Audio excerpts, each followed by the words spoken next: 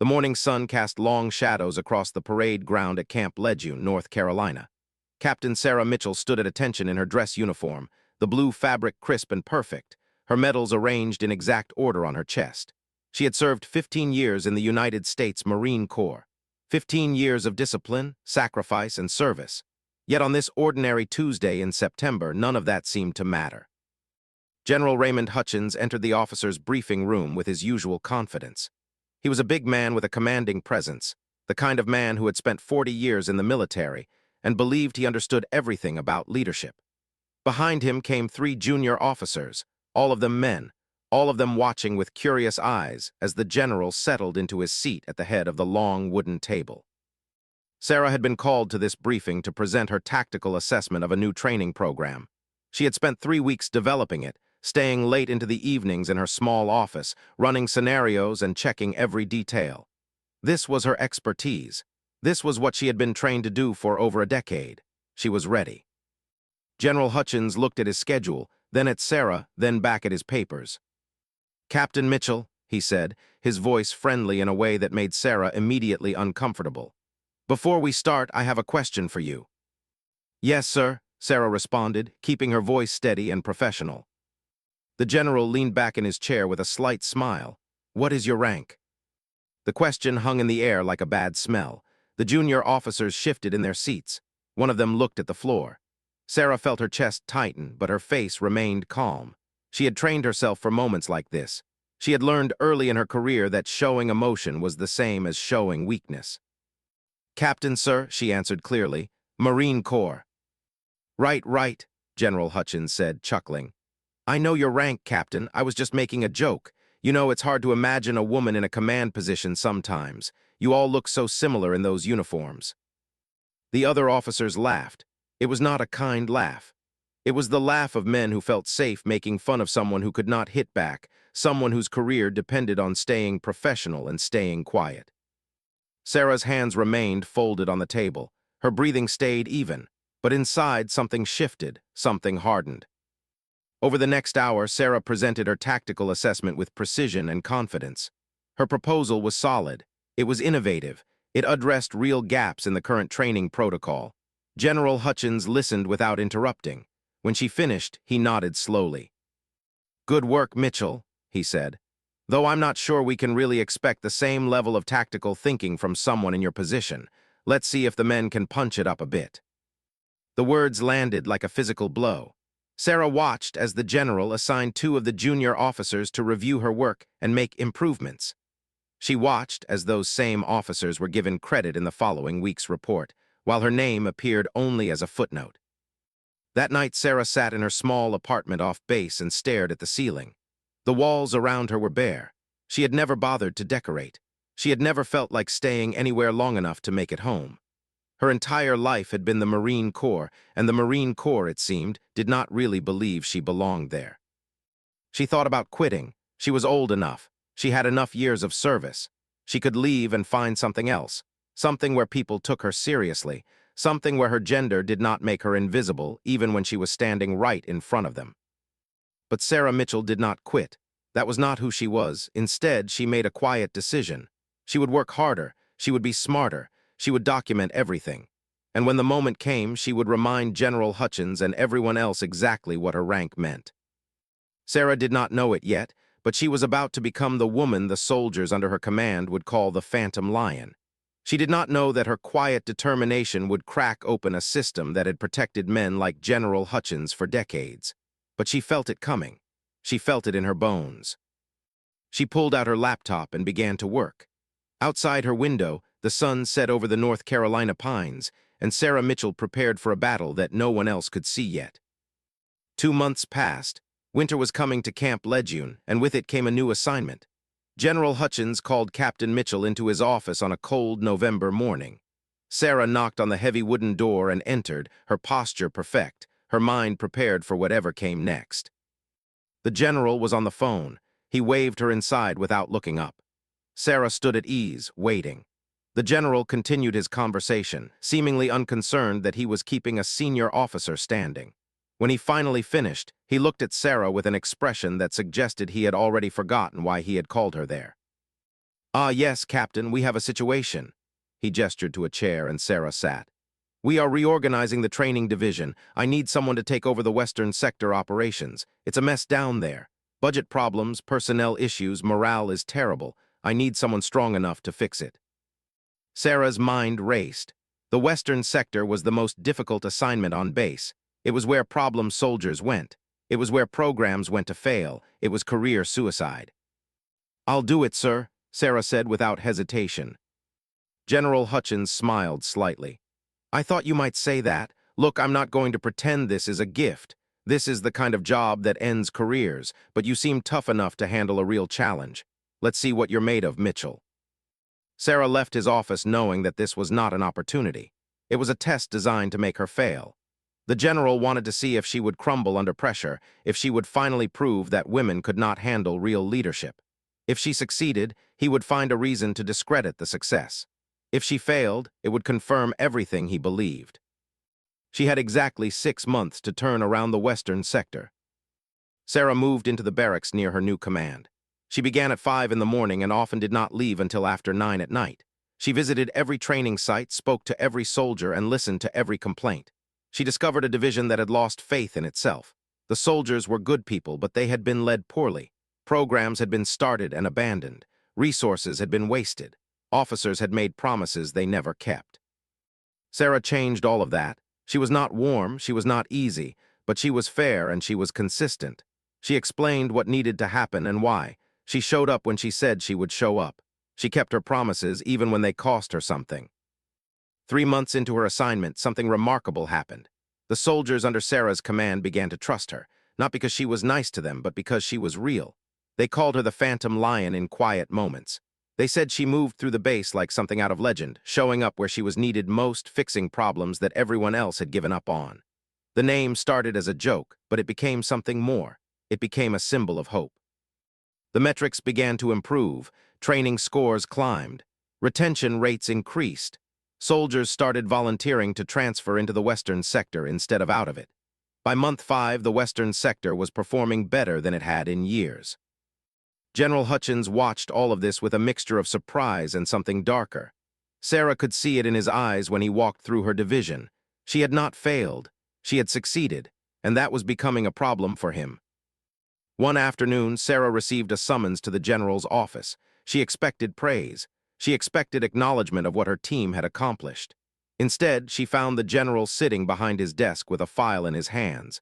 Behind him stood 3 men in dress uniforms. They were military lawyers. Captain Mitchell, the general said carefully, we have received a formal complaint. It concerns your conduct as a commanding officer. Sarah's stomach dropped. She remained standing, her face calm. What is the nature of the complaint, sir? Excessive discipline, one of the lawyers said. He was a thin man with cold eyes. One of the soldiers under your command has alleged that you created a hostile work environment.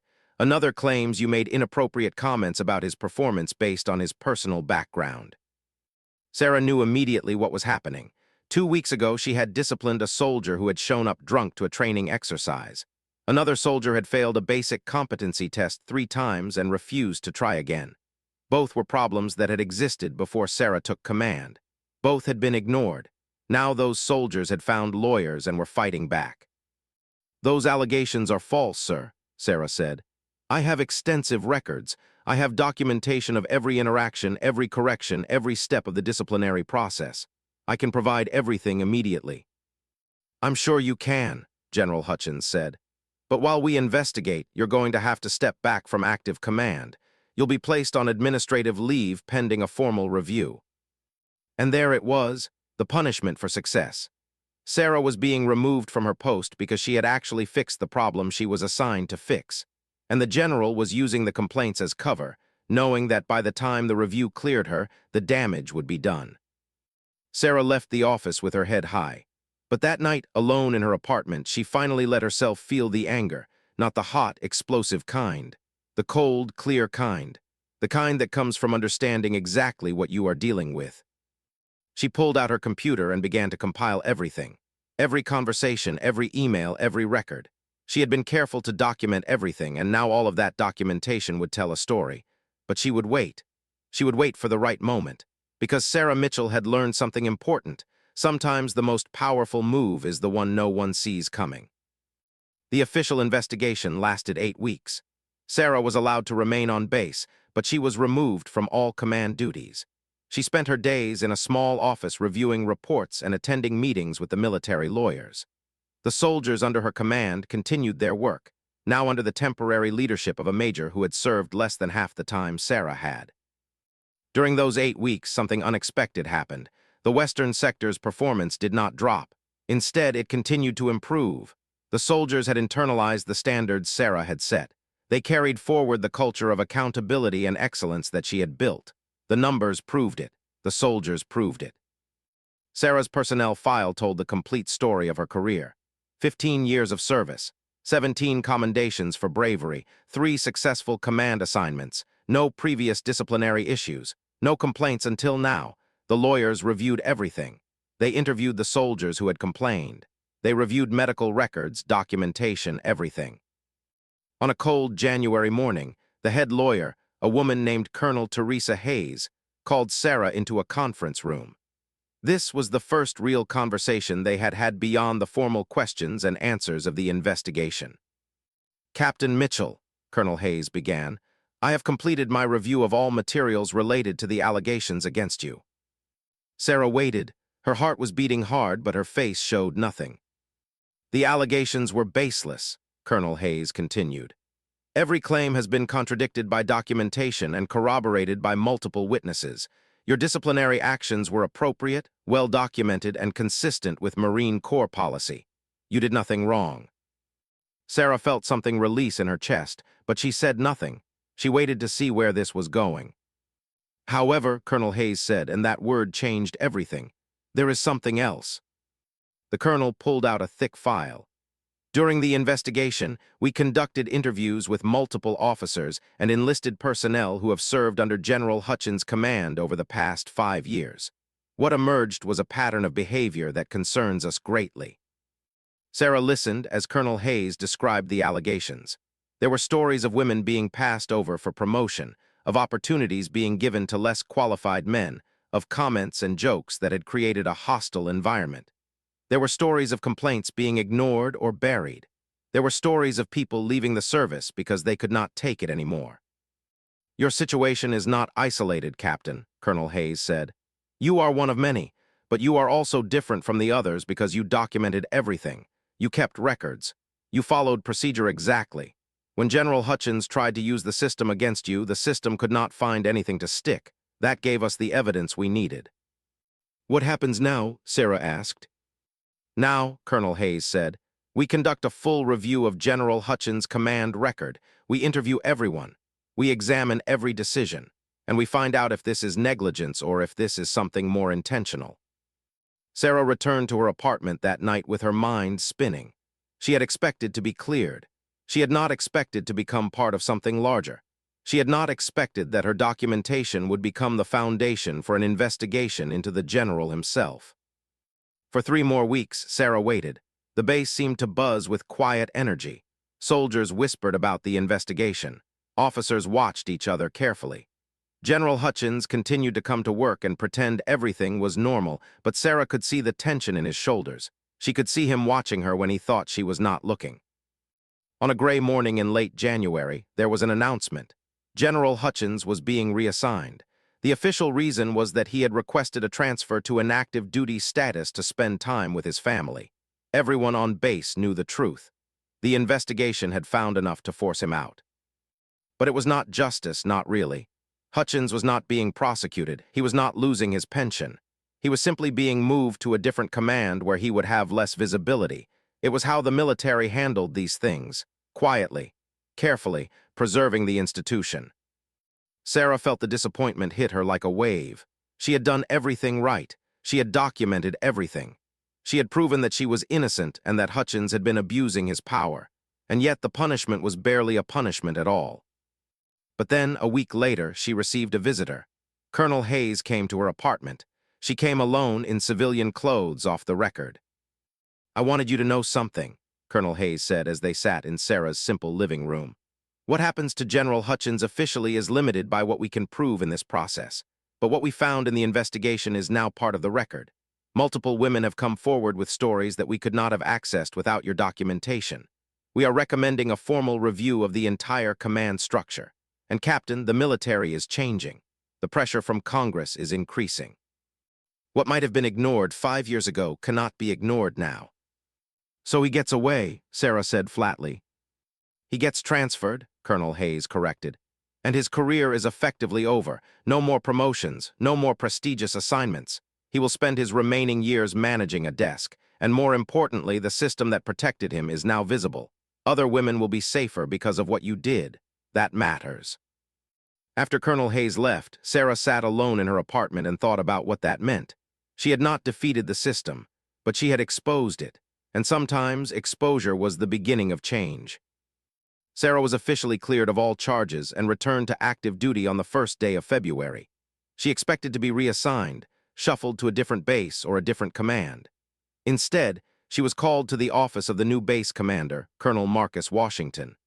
He was a tall man with intelligent eyes and the bearing of someone who had actually earned his position. "Captain Mitchell," he said, shaking her hand. "Welcome back to active command. I have read your file, I have read the investigation report, and I have read the testimonies of the soldiers under your command in the Western Sector. You did remarkable work with that division." "Thank you, sir," Sarah said carefully. "I would like to offer you a new assignment," Colonel Washington continued. "We are creating a new division focused on training protocol development and base culture assessment. It is a specialized position, and I believe you are exactly the right person for it.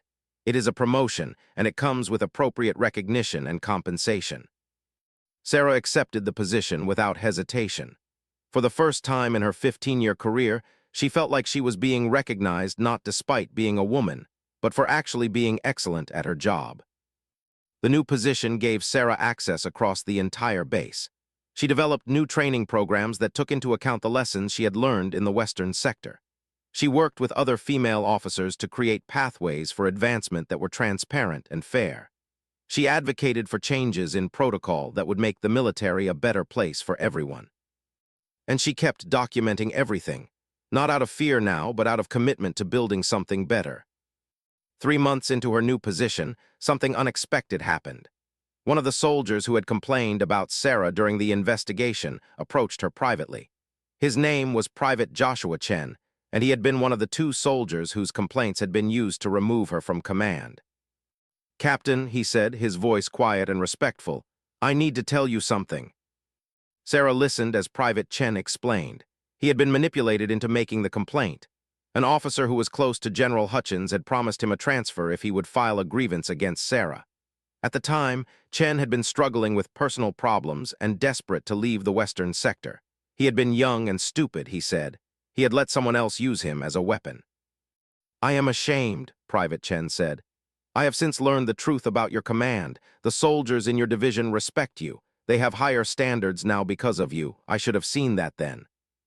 Sarah accepted his apology with grace. She understood that Chen had been a victim of manipulation, just as she had been. The system had tried to use him to destroy her, and he had eventually understood that. "What you can do now," Sarah told him, "is continue to hold those standards. Continue to be the kind of soldier and leader that makes this division better. That is how you earn redemption." Chen saluted and left. Sarah thought about that word, redemption. Everyone wanted it. Everyone needed it. But Sarah was beginning to understand that the kind of redemption that mattered was not the kind that came from one grand gesture. It came from showing up day after day and doing the right thing. By the end of her first 6 months in the new position, Sarah had implemented 3 major protocol changes and trained 12 other officers in her methods. More importantly, the culture of the base was changing. Women were being promoted based on merit. Complaints of misconduct were being taken seriously. There was still resistance, still pushback, but there was also momentum. One afternoon, Sarah received an invitation to attend a ceremony at the base. It was the commissioning of a new training facility. When she arrived, she discovered that the facility was being named in honor of a fallen Marine who had served with distinction 15 years ago. The Marine was a woman. Her name was Captain Elizabeth Rodriguez. Sarah had known Rodriguez. They had overlapped in the Marine Corps for 2 years. Rodriguez had left active duty to start a family, and then she had joined the reserves to serve part-time. 7 years ago, she had been killed in a training accident that subsequent investigations had revealed could have been prevented if the base had better safety protocols. Rodriguez's family had been fighting for years to get those protocols changed. At the ceremony, Rodriguez's daughter stepped forward. She was a young woman in her early 20s, and she held a small child in her arms. "My mother believed in excellence," the daughter said into the microphone, her voice trembling. "She believed that doing your job well mattered. She believed that caring about the people under your command saved lives. This facility is named for her because she lived those beliefs. And I want to thank Captain Sarah Mitchell, who worked to ensure that the safety protocols my mother died for are now in place. Thank you for continuing her work." Sarah felt tears in her eyes, not the kind that could be easily wiped away, the kind that changed you. After the ceremony, the base commander pulled Sarah aside. He had news. There had been another breakthrough in the investigation of General Hutchins. A journalist had contacted the Marine Corps with a story. 3 women who had served under Hutchins were willing to go on record about their experiences. The journalist was publishing a major article in a national magazine. General Hutchins was about to become very famous for all the wrong reasons. "I wanted you to hear this from me first," Colonel Washington said, "because you are about to become part of a much larger conversation." Part 5, The Phantom Lion. The article was published on a Tuesday. It was long, meticulously researched, and devastating. It detailed a pattern of behavior by General Hutchins that went back 15 years. It included interviews with 12 women who had served under him. It included testimony from officers who had witnessed inappropriate behavior and said nothing. And it included Sarah's story with her permission. The headline was simple: "The General's Problem, How One Captain Brought Down a System of Silence." The day the article came out, Sarah's phone began ringing. News stations wanted interviews. Military advocacy groups wanted to know if she would speak at events. Other women in the military reached out to say thank you. But what Sarah remembered most was a single call from her commanding officer. "You are about to become the public face of change," Colonel Washington told her. "It is not an easy position, but I want you to know that you have my full support and the support of this command. You have done the right thing, and we will back you completely." General Hutchins resigned from the military within a week. His pension was frozen pending a formal review. The Marine Corps launched an internal investigation into his entire command history. Within a month, 15 officers had either resigned or been reassigned. The base implemented new training protocols around harassment and misconduct. Congressional hearings were scheduled. Sarah became known as the Phantom Lion not because of something she did in secret, but because she had been willing to do the hard work of being visible. She had been willing to document, to speak up, to follow procedure, and to trust that eventually the truth would matter. She was invited to speak before Congress. She testified about her experiences, about the culture that had protected people like General Hutchins, and about the importance of creating systems where people felt safe reporting misconduct. Her testimony was calm and measured and absolutely devastating in its honesty. After her testimony, she received letters from soldiers across the country. Some were from women who had experienced similar discrimination. Some were from men who realized they had been part of the problem and wanted to do better. Some were simply from people who were grateful that someone had been brave enough to hold the system accountable. 1 year after the article was published, Sarah was promoted to major. The ceremony took place at Camp Lejeune, in the same parade ground where General Hutchins had made his joke about her rank. Colonel Washington presided over the ceremony. The entire western sector attended, along with soldiers from every division on the base. When they placed the insignia of a major on her uniform, the soldiers began to chant her call sign. "Phantom Lion, Phantom Lion, Phantom Lion." It echoed across the parade ground and into the North Carolina sky. That night, Sarah sat in her apartment, the same apartment where she had once considered leaving the military altogether, and she thought about the journey. She thought about the pain of being underestimated. She thought about the rage of being dismissed. She thought about the loneliness of being the person who had to speak up when everyone else wanted to stay quiet. And she thought about Elizabeth Rodriguez, who had died fighting for safety protocols that no one wanted to implement. She thought about the soldiers she had trained, the systems she had changed, the conversations that were now happening because one woman had been willing to say no. Sarah pulled out her laptop and began to write, not a complaint or a grievance, but a proposal. She was going to develop a comprehensive program for base leaders on creating inclusive, accountable command structures. She was going to work with the military to ensure that what happened to her never happened to another soldier. The work was far from over. The military was far from perfect, but it was changing, and Sarah Mitchell was part of that change. Outside her window, the sun was setting over Camp Lejeune. Tomorrow there would be new challenges. There would be resistance from people who did not want things to change. There would be moments when Sarah questioned whether it was worth it. But tonight she felt something she had not felt in a long time. She felt like she was finally home, not in a building or a base, but in the knowledge that her life had mattered, that her sacrifice had meant something, that she had become exactly what the soldiers had called her, a phantom lion, something rare and dangerous and necessary, moving through the darkness, protecting those who could not protect themselves. The phantom lion would continue her work, and the military, whether it liked it or not, would never be quite the same.